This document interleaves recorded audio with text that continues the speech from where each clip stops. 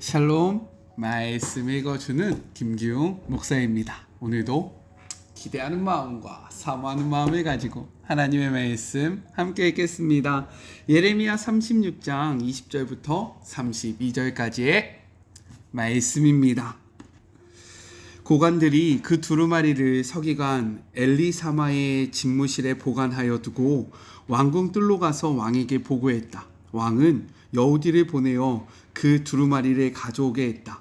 여우디가 서기관 엘리사마의 집무실에서 그것을 가져다가 왕과 왕을 보좌하는 고관들 앞에서 낭독했다. 때는 12월이었다. 왕은 겨울 별관에서 화롯불 앞에 앉아 있었다. 여우디가 선어 문단을 읽자 왕은 자기 칼 주머니를 꺼내 그 부분을 두루마리에서 오려내고 불 속에 던져버렸다. 그런 식으로 왕은 두루마리 전부를 불에 넣고 태워버렸다. 왕과 신하들 모두 낭독되는 메시지를 듣고 일말의 가책도 느끼지 않았다. 엘라단과 드라야와 그마랴가 두루마리를 태우지 말도록 간청했으나 왕은 전혀 듣지 않았다.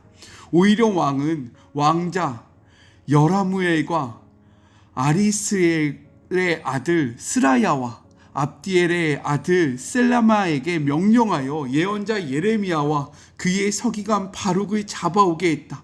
그러나 하나님께서 그들을 숨기셨다. 예레미야가 불러주는 대로 바룩이 받아 적은 두루마리를 왕이 불태운 뒤에 하나님께서 예레미야에게 메시지를 주셨다. 빈 두루마리를 구해다가 유다의 왕 여호야김이 태워 없앤 처음 두루마리에 적힌 내용을 전부 다시 적어라. 그리고 유다왕 여호야김에게 이 메시지를 보내라. 하나님이 말한다. 너는 바벨론 왕이 와서 이 땅을 파괴하고 이 땅의 모든 것을 전멸시킬 것이라니 말이 되는 소린가 하면서 감히 두루마리를 불태웠다. 좋다.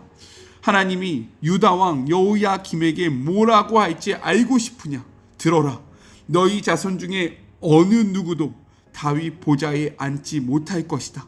그의 시체가 길거리에 내던져져 낮에는 불볕을 밤에는 칼바람을 맞을 것이다. 내가 여호야김과 그의 자녀와 그의 고관들의 파렴치한 죄를 물어 모두 벌할 것이다. 그동안 경고했던 재앙, 그들이 믿지 않았던 대재앙을 그들과 예루살렘 모든 주민에게 내릴 것이다. 예레미야가 다른 두루마리를 가져다가 네리야의 아들 서기관 바룩에게 주었다. 바룩은 예레미야가 불러주는 대로 유다왕 여호야김이 불태워 없애버린 내용 전부를 다시 적었다. 어느 정도 추가된 부분이 있었으나 내용은 전과 비슷했다. 이것은 하나님의 말씀입니다. 오늘 말씀은 내용상 두 부분으로 나눠서 생각해 볼 수 있습니다.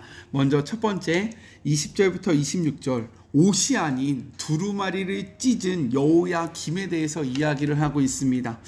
바룩의 낭독을 들었던 서기관들은요, 여호야김을 찾아가서 그 모든 일들을 전합니다.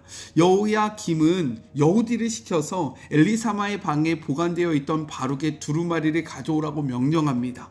그리고 그는 두루마리 서너 쪽이 읽힐 때마다 낭독되었던 말씀이 적힌 두루마리를 면도칼로 잘라내어 불에 던져 태워버립니다. 23절의 말씀입니다. 여우디가 서너 쪽을 낭독하면 왕이 면도칼로 그것을 연하여 베어 화롯불에 던져서 두루마리를 모두 태웠더라 라고 이야기해요. 왜입니까? 그는 예루살렘과 유다가 하나님의 심판으로 망할 것이라는 경고의 말씀을 듣고 그의 마음이 불쾌해졌기 때문인 겁니다. 그렇기에 그의 행동은 그가 선포된 하나님의 말씀을 전혀 수용할 마음이 없다라는 것을 분명하게 보여주고 있는 것입니다. 나아가서 왕의 주변에 서서 이 말씀을 듣던 사람들은 두려움에 사로잡혀 근심하며 자신의 옷을 찢는 것이 아니라 그 말씀을 무시했고요, 함께 그 말씀 앞에 분노했다라는 겁니다. 24절 왕과 그의 신하들이 그 모든 말을 듣고도 두려워하거나 자신의 옷을 찢지 아니하였다라고 이야기해요. 옛적에 여호야김의 아버지였던 요시야는요, 하나님의 말씀이 선포되자 어떻게 합니까? 두려운 마음으로, 회개하는 마음으로 자신의 옷을 찢습니다. 열왕기하 22장 11절의 말씀이에요. 왕이 율법책의 말을 듣자 곧 그의 옷을 찢었다라고 이야기합니다. 옷을 찢는다는 행위는요, 자신의 삶을 돌이킨다라는 의미를 갖고 있는 거예요. 내가 이 말씀 앞에 나의 삶을 철저히 자복하고 회개한다라는 의미입니다. 그런데 그의 아들 여호야김은요, 자신의 옷이 아니라 무엇을 찢게 됩니까? 하나님의 말씀을 찢게 된다라는 거예요. 첫 번째 적용입니다. 우리는 하나님의 말씀이 선포될 때에 회개하는 마음으로 우리의 옷을 찢고 있습니까? 아니면 불쾌한 마음으로 하나님의 말씀을 찢고 있습니까? 말씀 앞에 우리의 모습이 어떠한지 돌아보는 하루가 되었으면 좋겠어요. 그리고 나는 왜 이 말씀을 불쾌하게 생각하는지 우리의 모습을 돌아보는 하루가 되기를 간절히 소망합니다. 둘째, 27절부터 32절 다시 기록된 말씀에 대해서 이야기를 하고 있습니다. 여호야김이 예레미야의 말씀을 받아 쓴 바룩의 두루마리를 태워 없애버린 후 하나님의 말씀이 다시금 예레미야에게 임합니다. 그리고 새 두루마리에다가 불탔던 두루마리에 기록된 모든 말씀을 다시 기록하라 라고 명령하세요.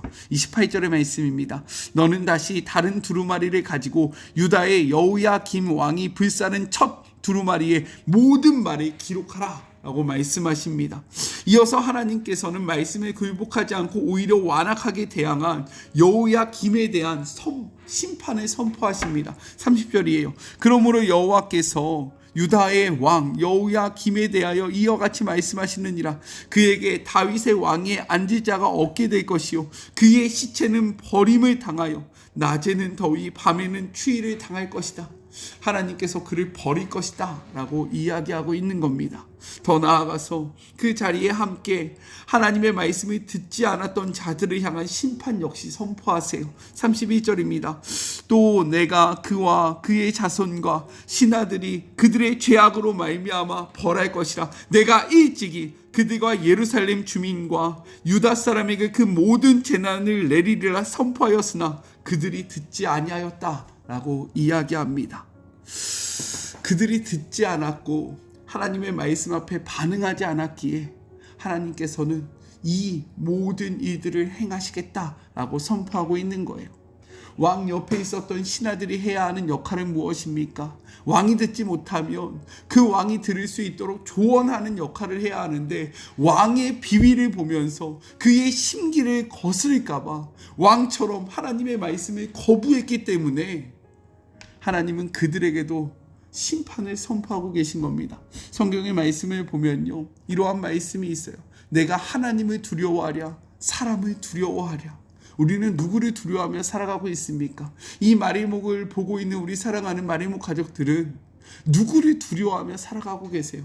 간절히 소망하는 것은 우리가 나에게 영향력을 줄 것 같은 그러한 권력자들의 비위를 맞추면서 살아가는 것이 아니라 우리의 생명의 주권자 되시는 하나님의 비위를 맞추며 살아가는 주의 모든 자녀들이 되기를 간절히 소망합니다.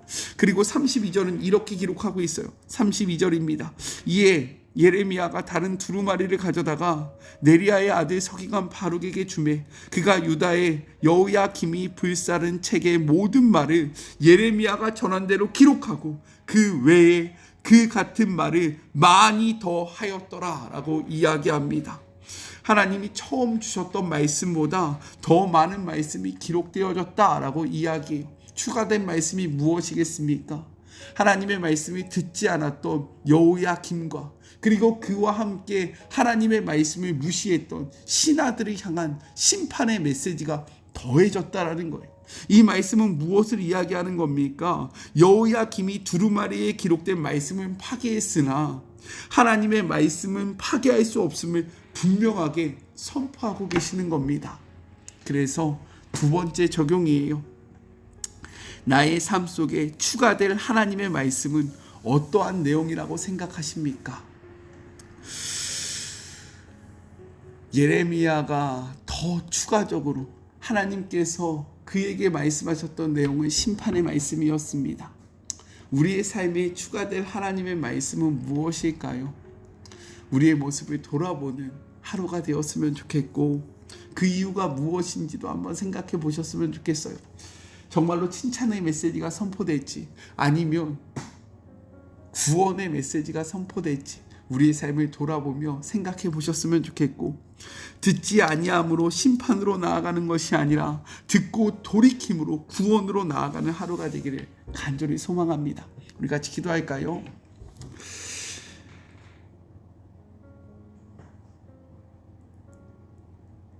하나님의 말씀이 선포될 때에 여호야김은 자신의 가슴을 찢는 것이 아니라 하나님의 말씀을 찢어 불태웠습니다.